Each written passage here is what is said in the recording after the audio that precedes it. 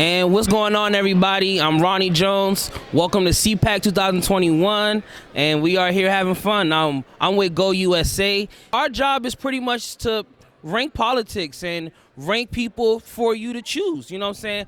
We're gonna be responsible for getting all the rhinos out of this stuff. You know, so what we're gonna do is we're gonna have a system, and then we're gonna rank them on 5 principles. You know, and within those 5 principles, we'll put the best ones, top to bottom. You pick out who you want to vote for when it's time to vote. It's pretty much that simple.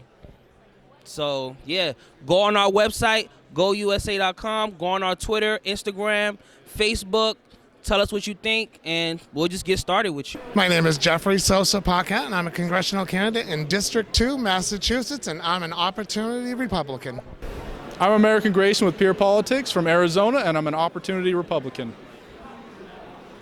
Uphold the values that we're talking about today with personal opportunity and economic opportunity, all the things that we care about, limited government.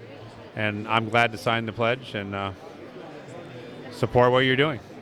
When you come to these events like this at CPAC, you get to see other conservatives who think like you do, care about our country. And look, I think we're winning.